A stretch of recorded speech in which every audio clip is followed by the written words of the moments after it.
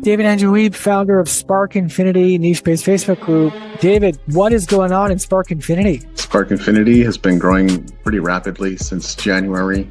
We started with literally 4 or 5 members, now to well over 1,400 people, serving creatives and creators, poets, artists, visual artists, musicians, actors, actresses. What should members of Spark Infinity be prepared for? What are the live shows about? We like to interview people and get a sense of who they are, the kind of things they do, highlight them, and especially their amazingness, their personality, their superpowers, whatever makes them great. That's what we like to highlight in those conversations. So how could members of Spark Infinity also benefit from Bump Global? For one thing, there are so many amazing heart-centered founders of various niche-based Facebook groups that if you wanted to be interviewed, you could just put yourself in the middle of the storm and find all kinds of groups to be featured in and interviewed in all day long. And the other thing is, if they have the desire and the work ethic to build their own niche-based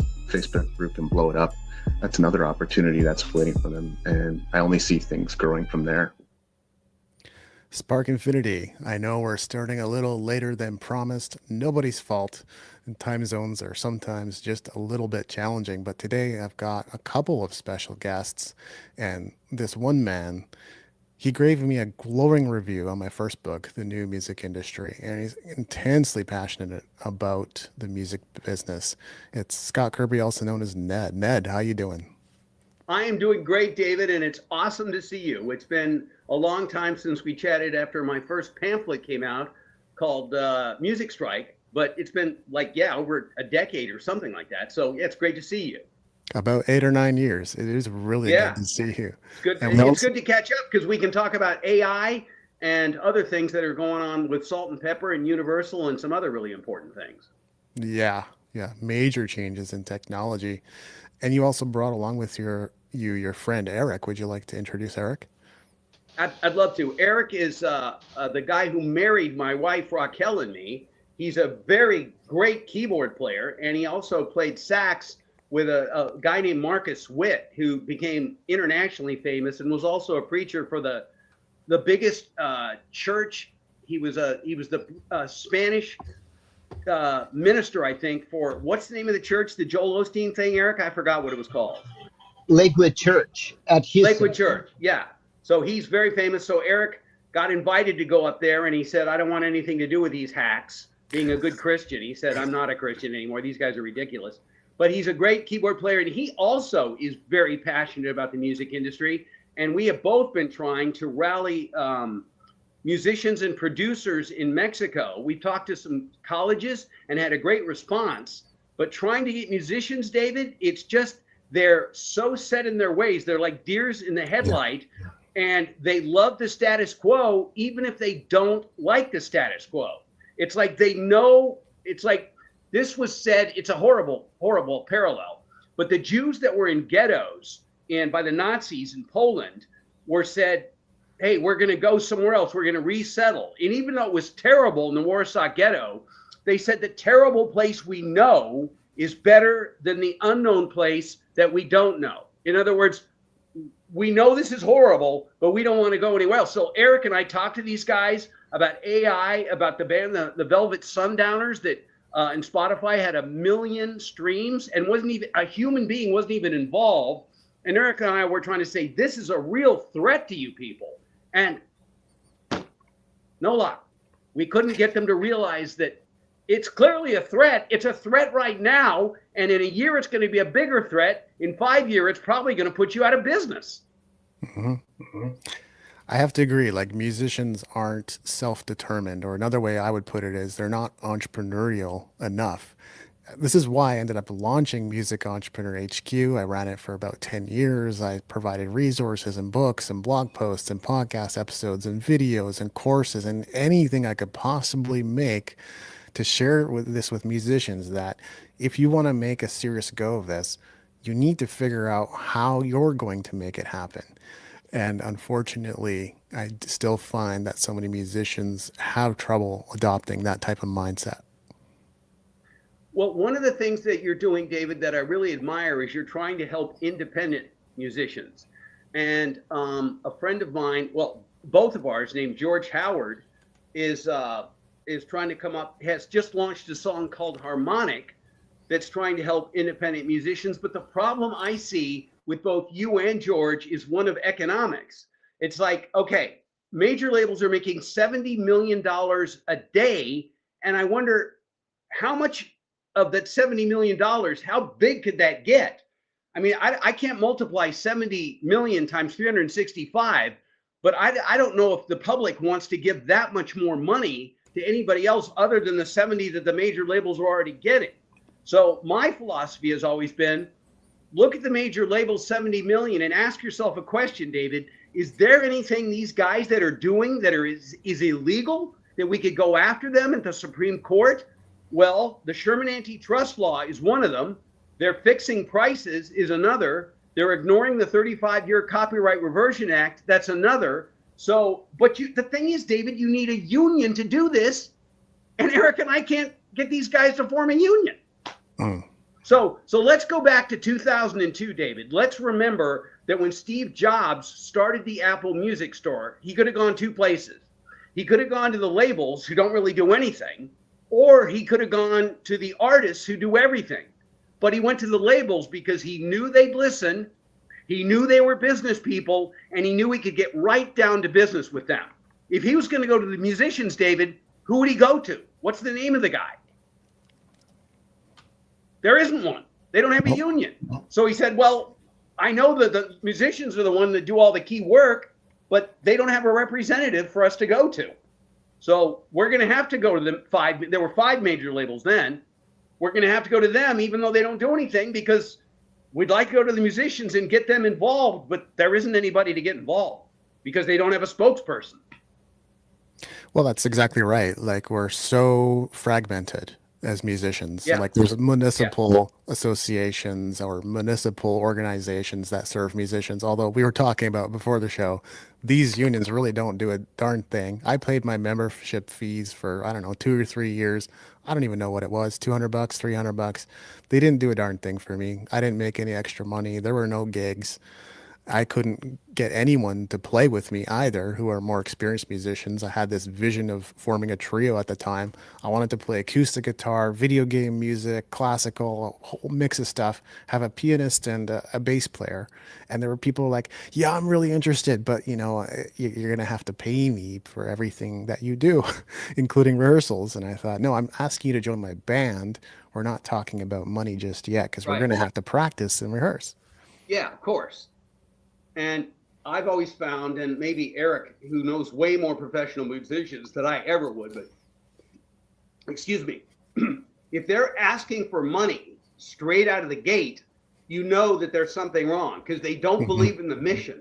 They're like, I want $100 an hour. And Eric and I met a guy. What was that guy's name? Eric, remember we talked with him and we thought, excuse me, I'm getting over a cold.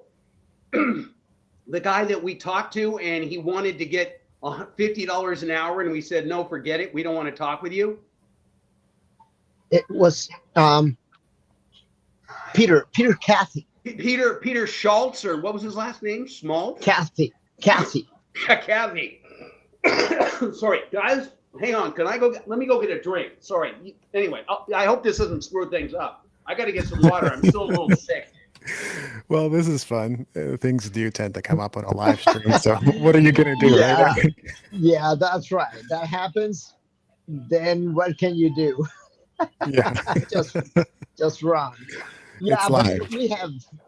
we have had many like terrible experiences talking with artists and people that are involved in these things. And sometimes it's like very how do you say, it's like everything goes like is this worth to keep working on this? Because also artists goes like it's not important for them. It's like they're apathic. How do you say apathic? Is that a word in English? The word is apathetic. But the thing is, David, when we talk to them, they sound totally absorbed in what we're doing. It's like they're into it as long as you're on the phone. once you say adios to them, goodbye, they instantly go, okay, I've got all these gigs coming up for the next 2 weeks. I'm going to make $100 a day, $300 a day. I'll think about them in 2 weeks after I'm done. And then they forget about you. So again, we talk to them about AI and all the things that are threatening them. Excuse me. And it's just, in the end, they just go, hey, it's safe where I am now. Maybe I'll be out of work in 3 years, but all I care about is now.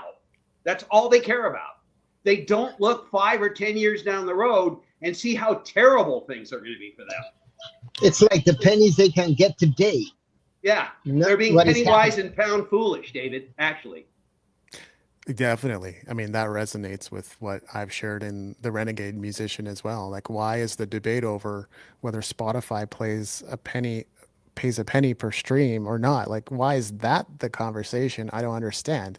Like, it's nice if streaming sites did pay you more money. I tend to agree with that. I signed the petition. I want to support musicians, but that's not the conversation. There's dollars to be made, and musicians are like, well, I just want the penny. Yeah, exactly. It's like a bird in the hand to them is worth $50 million, and all they have to do is let go of the life raft and just take a little bit of a chance. But so many musicians don't have the spirit of actors. They form Screen Actors Guild. I mean, people that have worked in auto industries and bicycle industries and technology industries, they've all formed unions to protect each other's backs.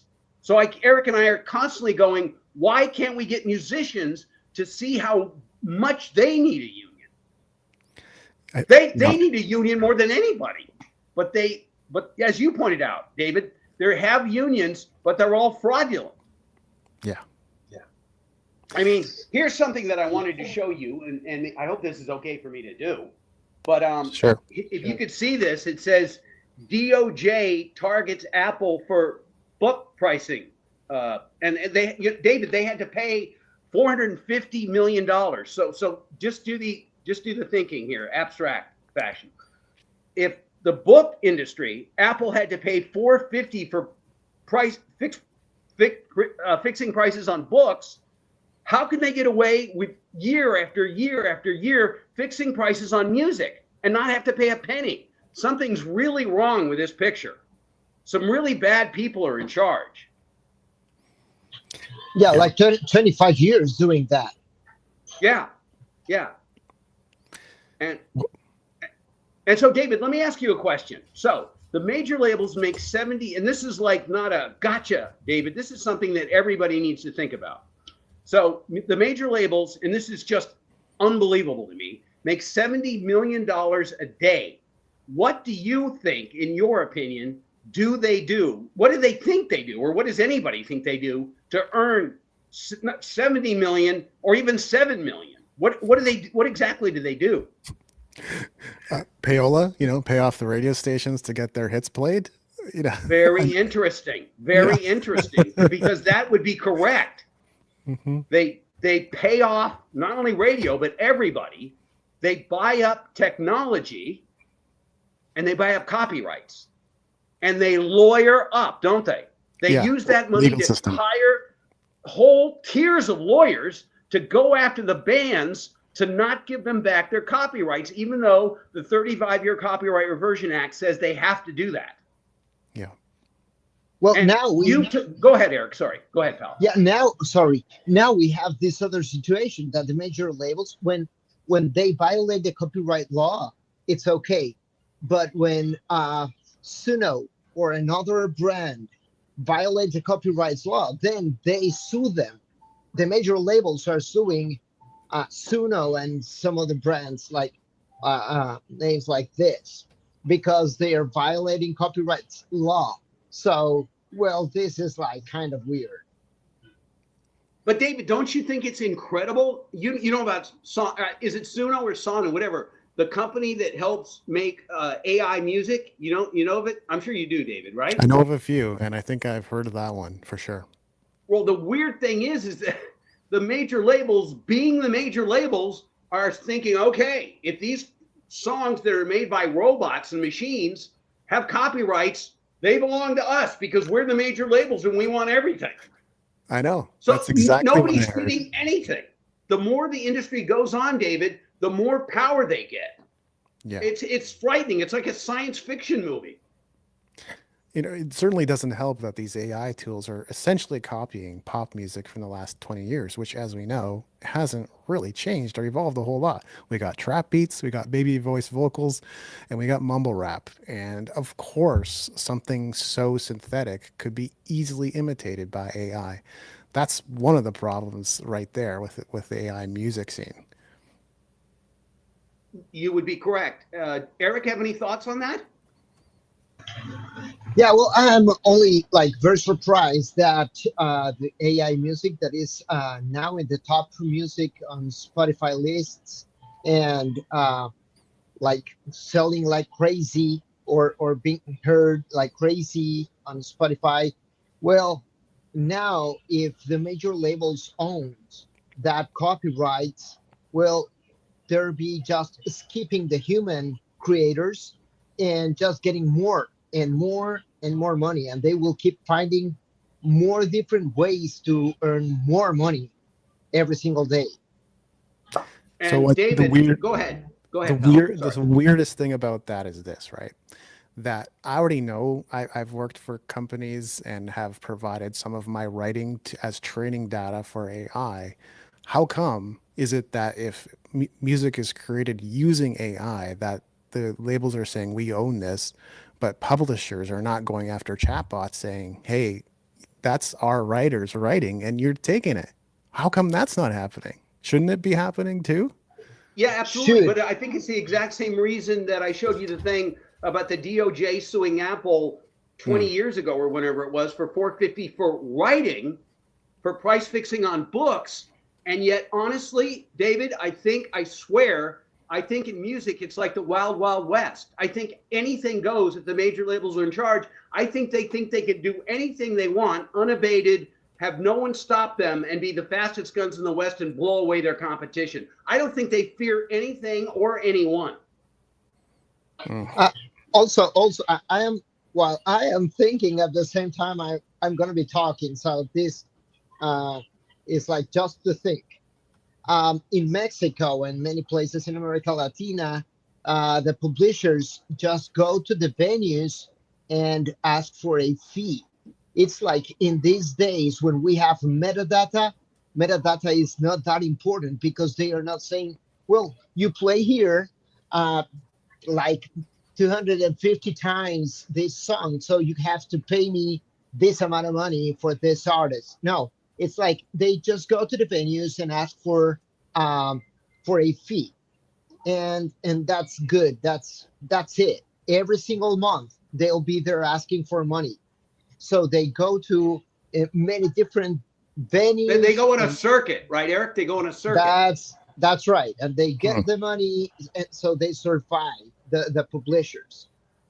So they are just in the business to get money and not very in the business to go for every single penny for the artist they represent.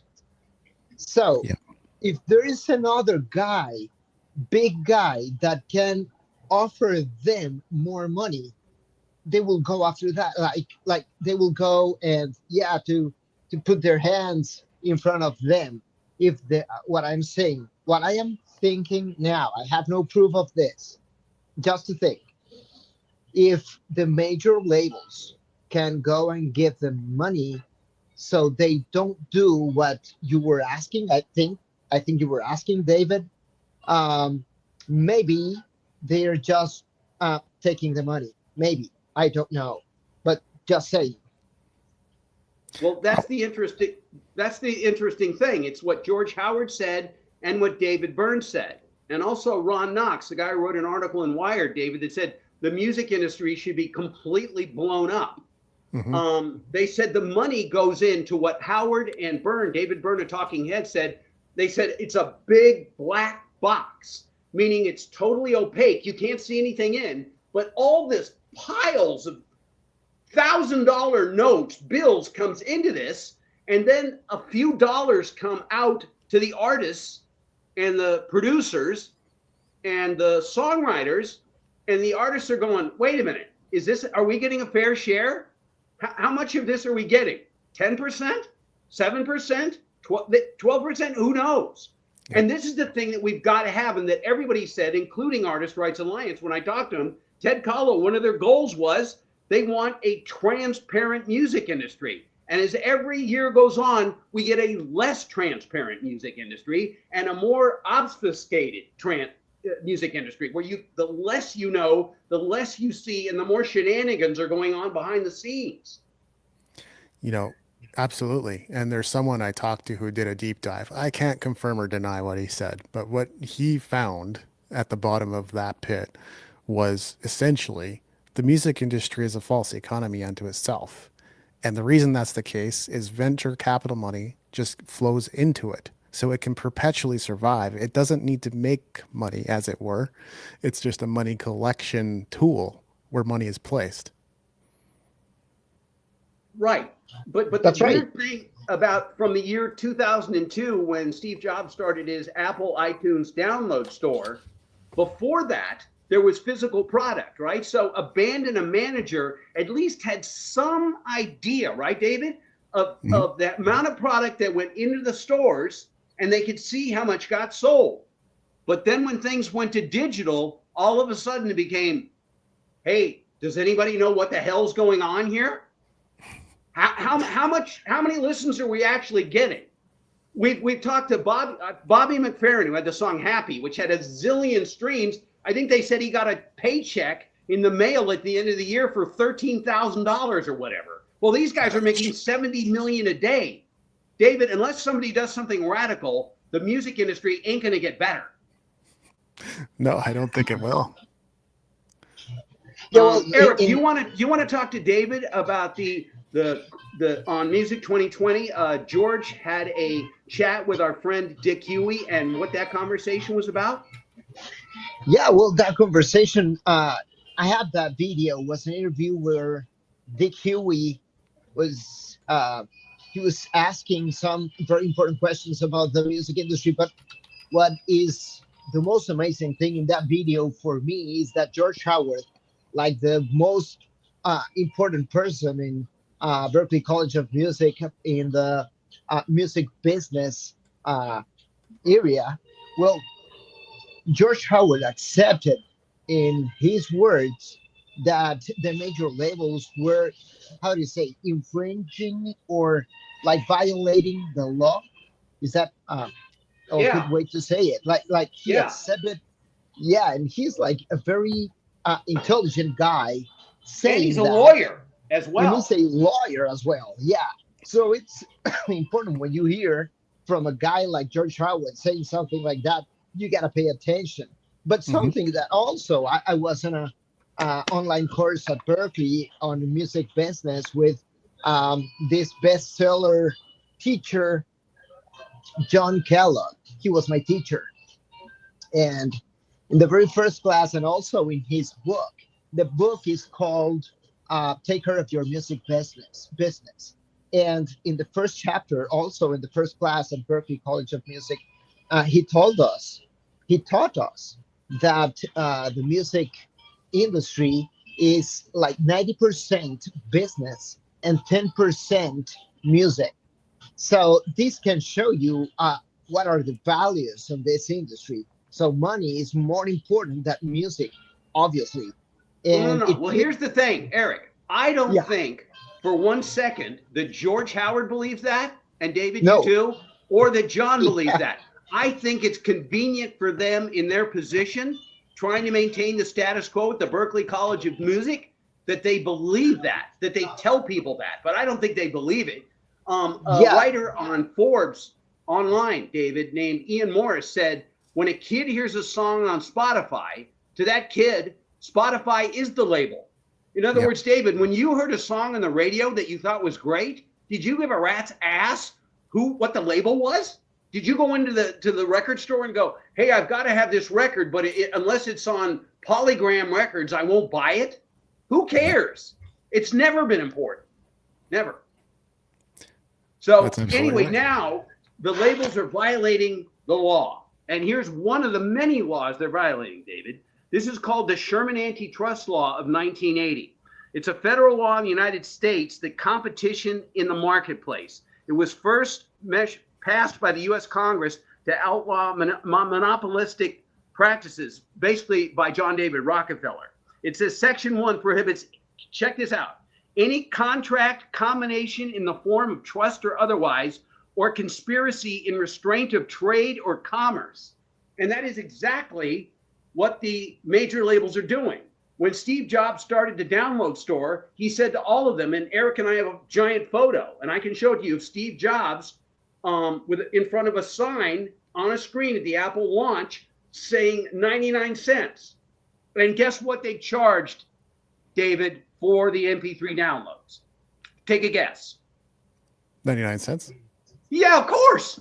It's because he said here's what we're gonna charge, and everybody's gonna charge it. Can you think of any other parallel to that in any other industry ever? Not really, no. No, it's because it's illegal. And that's what George talked to Dick Huey, who was the founder of Future Music Coalition, a guy I know, and his predecessor, Casey Ray, who was working at Sirius, and now I don't know what the heck he's doing.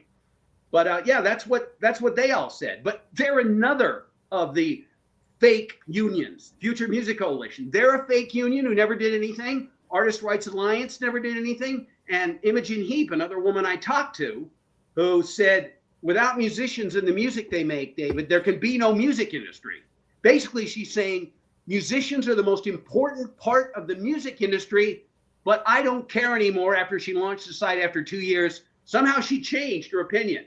All of a sudden, she didn't care, even though they were a most important part, that they got paid the worst. So what do we do, David? Help Eric and I figure out what to do, because we don't know what to do. We really don't. It's crazy. I don't know either. I would suspect foul play, right? It's either we're going to buy you off with more money, or we're going to threaten your family and your life.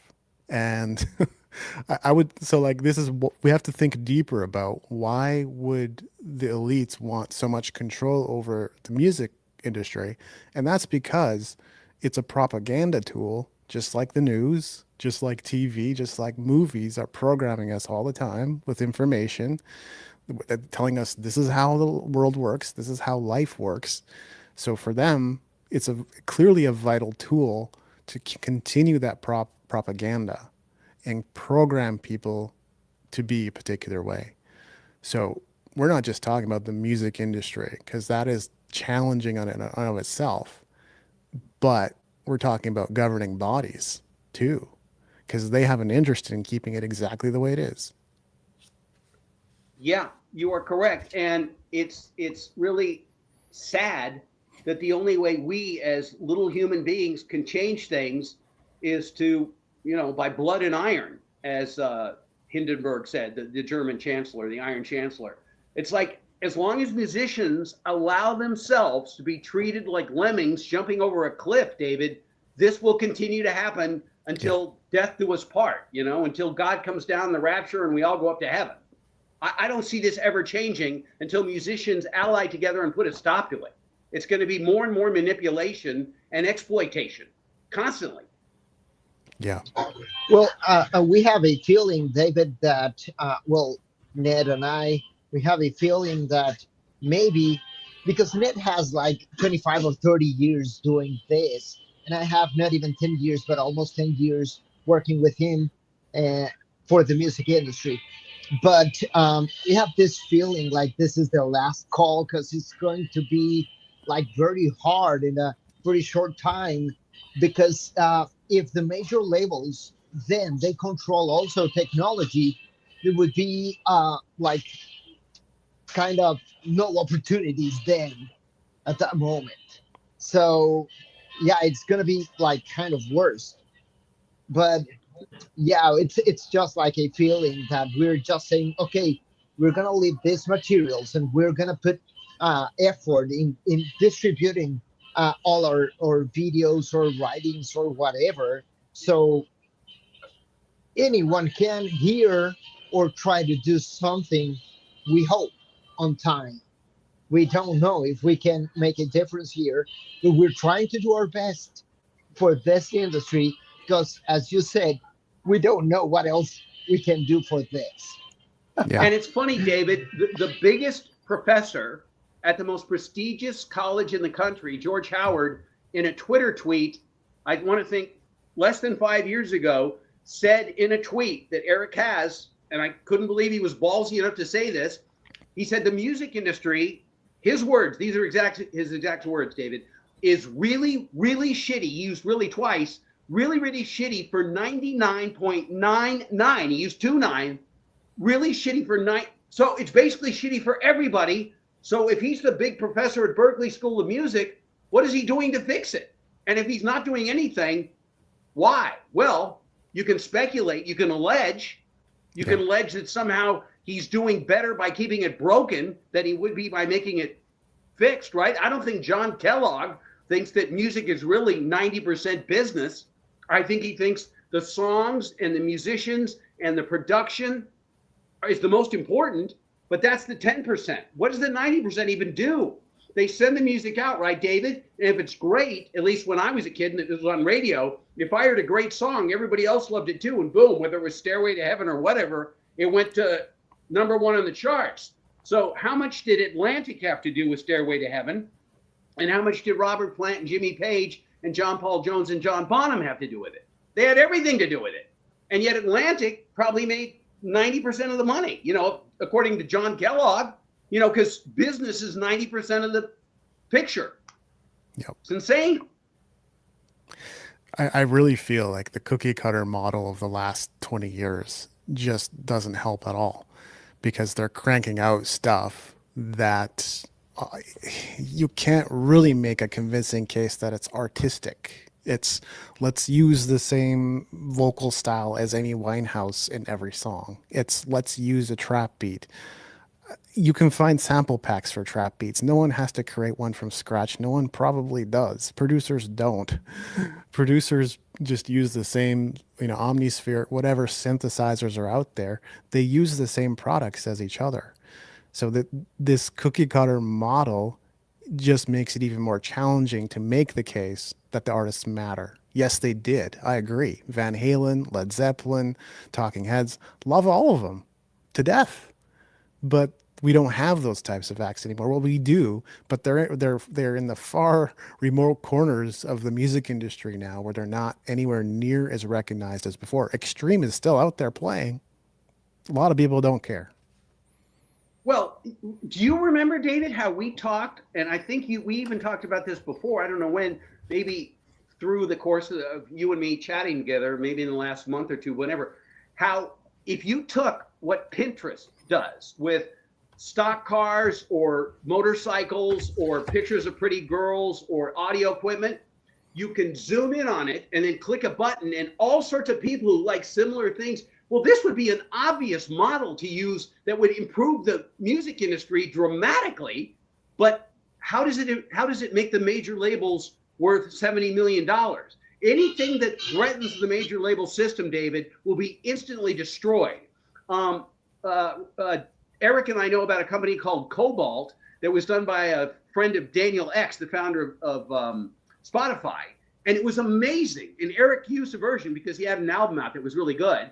And you could, as an artist, you could see where the music was big. If you wanted to go on tours, you could plan it all around where the people really like the music and what city and how many streams and stuff. Sony bought it and instantly nuked it. They killed it because the major labels hate technology unless they can control it. And they're for 100% certain it's going to be good for them. They don't care if it's good for the people or the musicians. All they care is if it's good for them. And since they don't know, they really want to kill everything because they know they're making $70 million a day with the music industry being completely broken. So what's their incentive to make it work? I think that's exactly right. So if a competitor pops up, they either buy it or they figure out a way to kill it if they can't buy it. There was, when blockchain was coming along, there's a lot of stuff with blockchain that really just didn't go the way any of us hoped it would. And I was kind of saying that early on. I'm like cautiously optimistic, but I'm not over the moon enthusiastic about this new technology. And there was a site called Tune. I liked it because every time people stream my music and I sent people over there, I could tangibly see that I was getting something for it. Yeah, it was probably, you know, 0.01 cents or whatever. It wasn't Bitcoin. It was some other probably Tune coin or whatever it was. But I could still tangibly see that every time my music got streamed, I was getting something. So that got me kind of excited. What happened to that place? Gone, bought up or kiboshed or whatever. And so it goes, you know. Yeah. Anyway, I wrote a book, and this is the book that I think you and I first had our talk about. It was written by me, and it's got George's name down here, George Howard. He didn't really do much writing on it, but he did go over the book and tell me, yeah, I would keep this and I would eliminate that. But there was a brilliant woman who I think she moved on to some other position, named Marguerite Vestager, who was the head of fair commerce and Western economics through the entire European Union. And I hate people that read stuff, but the stuff she says hits home so hard about how sick the music industry. It's incredible. It'll only take a minute. So she says this, so the temptation to avoid competition is powerful, and it's rooted in motives as old as Adam and Eve.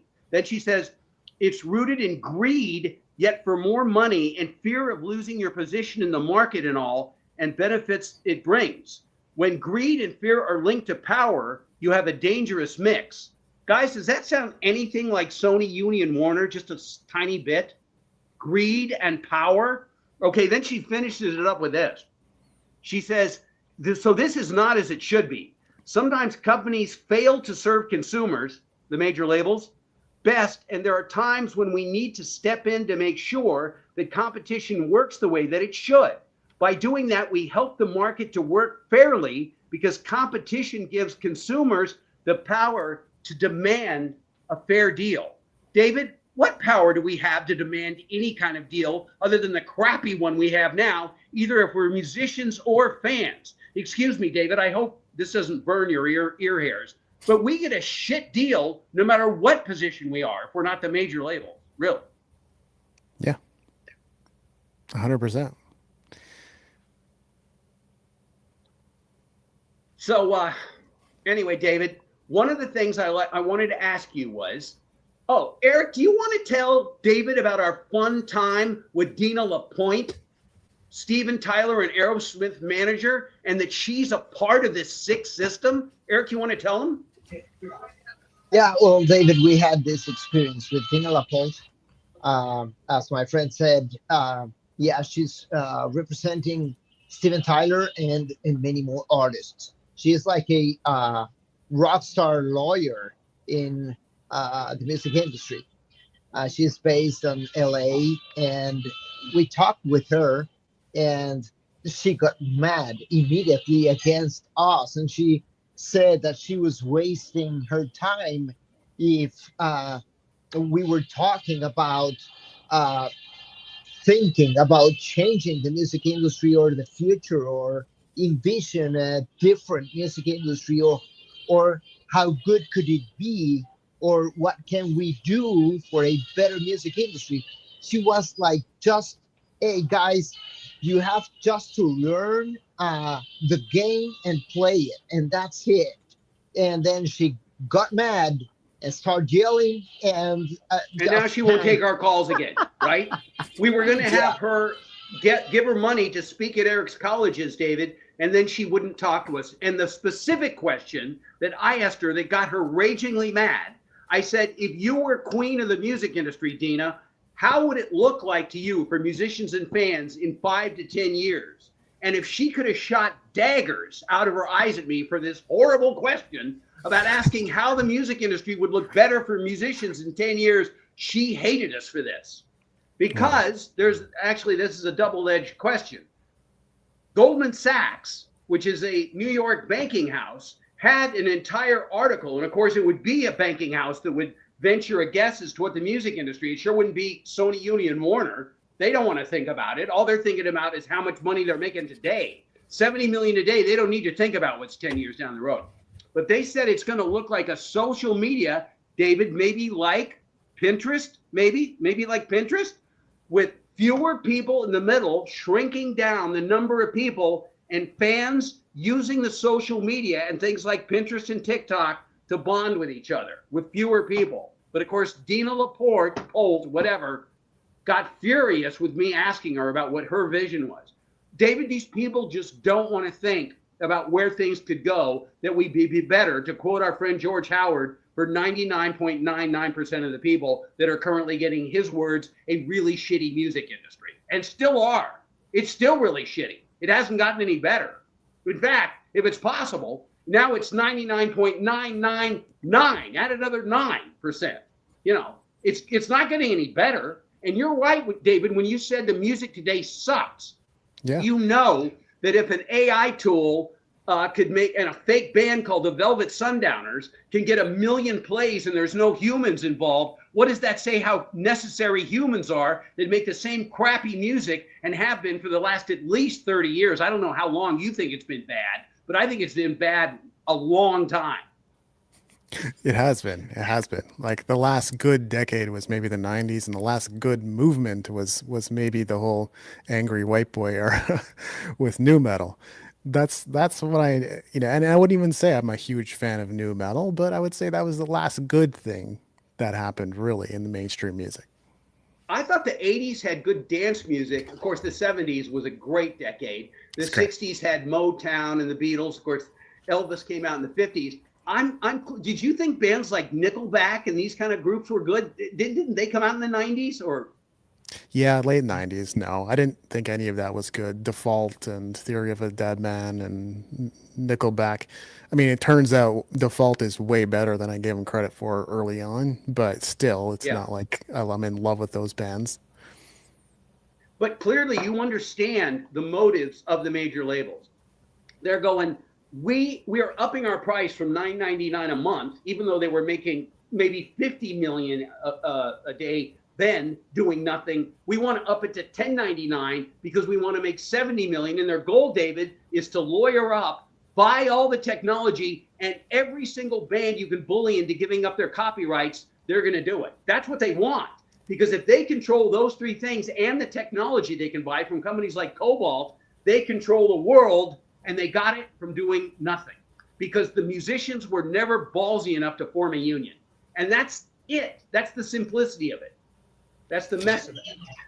Yeah, I think a lot of artists just don't want to stir the pot, right? And this is the problem. Like we run straight up against artistic temperament, which is like, well, that sounds really awkward, and I don't want to feel like going into a confrontational sort of situation. And to your point too, that's what I talked about in the Renegade Musician, and I talked about it in a different way than some other people did, but it was effectively like empowerment. If we don't empower musicians to feel better about themselves and feel confident and capable of changing the world and becoming leaders, there is no hope.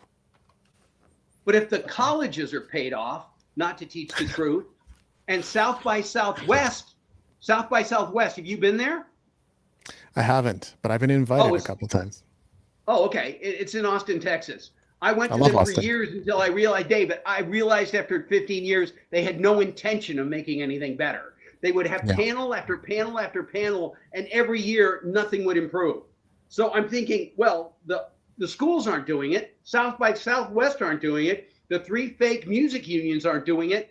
Who's helping musicians look at the future where they realize that they're the most important link in the chain, but getting paid the worst? Is anybody going to help these guys? No. And that's why the major labels want all this money to go bribe everybody they can to shut up about it and just stick the money in their pockets. That's what I think. Well, remember, my friend, we talked with Alan Barkford from these guys. Rethink Music from Berklee College of Music. And he did this big conference, Rethink Music, but years back. So I asked him, hey, and why is was only 1 year this conference and was like that big? Why only once? And he was like, oh, well, that project just ended, was finished. But then he had said that it's because they are receiving money from the major labels. So there's no more Rethink Music. at Berklee College of Music or anywhere. And now, just another idea that I have is that we are taking, if these Spotify lists have in the top this AI music, then we are taking out the virtue. It's a human quality, the virtue, and we're taking it out from the formula. And if the human beings don't, um, how do you say, advocate for themselves and for their art and music, well, they're going to be out of a formula too, very soon. I don't know what is going to happen in 1 month because everything is changing day by day, and big steps because technology are going faster. But I don't know what's going to be happening in 1 month. But Well, David, we have to did do you something. hear? Sorry, Eric. David? Did you hear that Sir Lucian Grange, the head of Universal, is buying up stock in Spotify, and that the major labels own playlists in Spotify? Yeah. I mean, tell me that's not a conflict of interest. I mean, a little one, don't you think? Yeah. It's not enough that they practically own Spotify, right? And now they got to own Yeah. other pieces of it. They have a I think- project together. They have a project that's streaming 2.0. That's their project together. Yeah. Well, Well, I think what happened, David, is that Daniel Ek tried to start Spotify Records. He tried to start a record label, and the major labels made it very clear to Daniel Ek very quickly, don't do this, because if you do, we'll pull all the copyrights from all the music you play. You won't be able to play it. You'll go out of business instantly. So he said, okay. And this is when he got so disgusted. He said, I'm going to start selling out my company because there's no future. These three bastard major labels that don't do anything are going to wind up controlling everything. So in a way, I understand why Daniel Ek is selling out, you know. And the thing that's interesting is that the three streaming corporations, the biggest ones, which are Apple, Amazon, and Google that owns YouTube Music, are each by themselves 50 times bigger than the major labels. And they also, if they've got lawyers, know that the major labels are, as Eric said in the article with George and Dick Huey, they're fixing prices, they're colluding, they're a monopoly, and they're violating antitrust laws. So I don't know why these three streaming sites, David, don't go after the major labels and try to get rid of them. Just say, we'll pay you off to go away, no matter how much you want, to get rid of this complete unnecessary pork fat load in the middle of the music industry hierarchy that don't do anything. I've never figured out that they actually have more power than the major labels. And if the major labels wind up buying all the copyrights, they could put Sony, think about it, or excuse me, they could put Apple and Spotify and Google and Amazon out of business because they'd say, hey, we own all the copyrights now. We bullied the musicians like Salt and Pepper who are trying to get theirs back from Universal. We've got them all now. We don't need you anymore. Adios. So they could wind up owning everything and faster than we know. But the only thing that's bad, David, is as you pointed out, all the music in the last 30 years has been garbage. So Yeah. I don't know, it's all the old music that's valuable. This stuff, you might as well just have AI make the Velvet Sundowners and get rid of all the people altogether. And then like the Archies, make up some fake band and put them on stage. I mean, isn't that where we're going? No virtue at all. Yeah. Just a bunch of robots on stage and AI music, right, David? Yeah. Well, look, I don't know how much, we'll have to wait and see what happens as far as AI being, a primary modality for live performance. But the way things are going and people's tastes do seem to indicate that that's the direction things are absolutely going in, because they don't really seem to care about good artistry, good vocals, good guitar. Where's the guitar playing? I'm sorry. Shouldn't even mention that word. Yeah. Where are the instruments in the music now? I don't know. I mean, That's right. It's been so long since I listened to David and Eric terrestrial radio. Like everybody else, I have Bluetooth in my car and I listen to Spotify and Apple, So yeah, I mean, nobody listens to radio anymore, or only people that really don't care about music at all. So, and I think, David, in my opinion, most of the people, unless it's dumb teenagers, listen to music that's like 40, 50, 60, and 70 years old, I think. Well, maybe if this is the direction we're taking now, well, Berkeley College of Music should think about teaching how to play instruments or how to work with AI, because things are changing. And why students should learn how to play an instrument if that is not going to give them any kind of money or success. Well, and sort of the worst part about all of it is all you're teaching is how to write a prompt, and a prompt is really not that hard to write. Rick Beato demonstrated this already. It's like you can write a single line of, "Could you make me a song that sounds like Dolly Parton?" and it'll do it. You don't have to enter anything else. You don't have to tell it 8 lyrics. You can add that to your prompt, but like, what is the benefit of college? I mean, I've been pretty skeptical of college and university education for a long time to begin with, but then what value is there going to be in college if they're teaching people, here's how to write a prompt? It's not that hard. Yeah, but now it's useless to know how to play an instrument. If it AI is going to rule, well, you better think before you invest 10 years of your life learning how to play violin or piano or whatever. I'm only alleging this, but if I were Berkeley School of Music, I don't know any of the other big music colleges. I know there's one in Chillicothe, Ohio. But if I were them, I would definitely be thinking about all the stuff we're talking about and saying, let's grab as much money as we can, because maybe in 5 years, nobody's going to want to play instruments anymore because AI is doing it all. Well, people are lazy enough as is. So yeah, that is definitely the direction things would be going in. If you're going to learn an instrument anyway, you can learn by yourself. There's plenty of YouTube. You can hire teachers independently. It's still cheaper than going to college. I'll tell you that much. Yeah, Berkeley School of Music is 60 or 70 grand a year for, I think, tuition, I believe. It's not cheap. It's insane. And they have music. Yeah, it's insane, yeah. And they have music business courses. But we've already talked to Eric about John Kellogg's, and I don't want to go to a course where they teach you that the music business, and nobody knows what the labels even do, is 90% to the people that write the songs, play the guitar, the keyboards, the saxophones, the cellos, whatever. They're 10%. I would go, man, I don't want to pay 70 grand to a college professor that thinks like this. This is insanity. That's so anyway, guys, this is really a depressing conversation. Thanks a lot, David Andrew. You're a real schmuck. But anyway, it was a great talk. And I don't know where we go from here. Maybe we should follow up in a year and see if there is a Berkeley College of Music. I don't know, but it's been fun. I would think so. Let's follow up in a year and see where things are. I'm going to keep doing what I'm doing, grow my community of artists and support them in every way that I can. But closing thoughts. Well, David, my friend, I sent you an email. Yeah. I'd like to get a copy of your book, and I'll pay for it if necessary. And I would also like to chat with you about some other things. I sent you my phone number, and maybe we can get together on Monday or Tuesday. Eric and I have to fly back to Morelia, where I'm getting surgery done, or not surgery, but like an acupuncture thing on my back.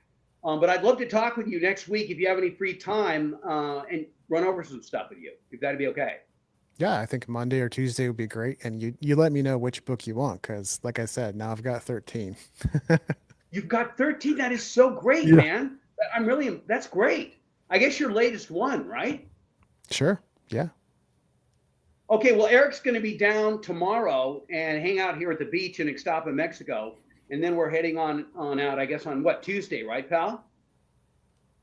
Yeah, that's right. That's right. Eric's a pro bike rider, too. He does everything. And he's a terrible pastor, too. He's amazing. So anyway, I'll be in touch with you, David. Thank you so much for the time. Eric, you're my best pal. Thank you for everything.